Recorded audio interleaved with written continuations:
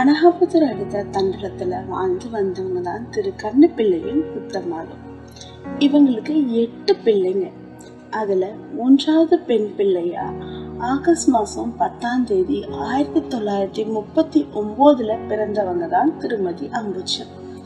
தன்னுடைய 14வது வயதுல பல்லாவரம் மலகானந்தபுரம் 3வது தெருவுல வாழ்ந்து வந்த திரு ஐயாவு மேஸ்திரி நாகம்மலோட 2வது மகனான அப்பவே போஸ்ட் மாஸ்டரா இருந்த திரு வீரராகவனை மே மாசம் 6ஆம் தேதி 1954 திருமணம் செஞ்சுக்கிறாங்க. தமிழ் செல்வி, தமிழ்மணி, அம்பேத்குமார், தேன்மொழி, காவேரி, ராமச்சந்திரன், கதிரவன், பொற்கொடின்னு 4 ஆண் பிள்ளைகளையும் 4 பெண் பிள்ளைகளையும் இவங்க பெற்றெடுத்தாங்க. காலையில 4 மணிக்கு எழுந்ததுல இருந்து நைட்டு தூங்குற வரைக்குமே குடும்பத்திற்காக தன்னை அர்ப்பணிச்சவங்க இவங்க. தன்னுடைய 8 பசங்களையும் பண்பாகவும் அன்பாகவும் கட்டுப்பாட்டுக்குள்ளேயும் வளர்த்த இவங்களுக்கு எதுல சந்தோஷத்தை பார்த்தாங்க தெரியுமா? தன்னுடைய பசங்களும் பொண்ணும் ஆபீசராகவும் டெப்டி கமிஷனராகவும் வர வந்ததுலதான். Central bank of India, Canara bank, reserve bank of India, commercial tax of Indian ரயில்வேஸ்னு சென்ட்ரல் கவர்மெண்ட், ஸ்டேட் கவர்மெண்ட் ஜாப்ல வேலை செய்யறத பார்த்து இவங்க மன நிறைவடைஞ்சாங்க. தன்னுடைய 8 பிள்ளைகளுக்கும் கல்யாணத்தை பண்ண இவங்க மருமகன்களையும் மருமகள்களையும் ரொம்பவே அன்பா பார்த்துக்கிட்டாங்க. மூத்த பேரனான சுரேஷ்குமார்ல இருந்து கடைசி பேத்தியான ரோஷினி கதிரவன் வரைக்கும் எல்லாரையுமே அவங்களுக்கு ரொம்பவே பிடிக்கும். இவங்களுக்கு 9 பேரனும் 3 பேத்திகளும் இருக்காங்க. மே மாசம் ஆனா இவங்கள கையிலேயே பிடிக்க முடியாது. ஸ்கூல் காலேஜ் லீவ்ல எல்லாரும் வந்ததும் பேர பசங்களுக்காக என்னென்ன பிடிக்கும்னு பார்த்து செஞ்சு கொடுக்குறவங்க இவங்க. இவங்களுக்கு 2 கொள்ளு பேரனும் 3 கொள்ளு பேத்தியும் இருக்காங்க.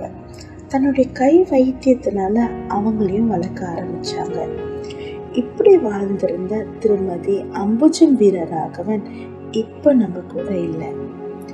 ஏப்ரல் 12ஆம் தேதி 2025 அதிகாலையில 5:15 மணி அளவுல அவங்க ஆசைப்பட்டபடியே தூக்கத்திலேயே இறைவனடை சேர்ந்தாங்க.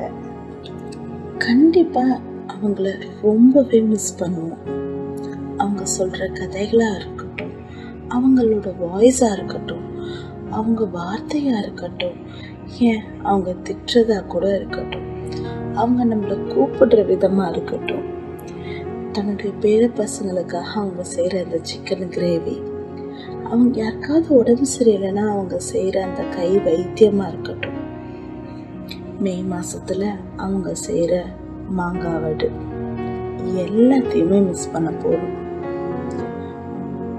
அவங்க நம்மளோட வாழ்ந்த காலத்துல நம்ம கூட எடுத்த சில வீடியோஸை இப்ப பார்க்கலாம்.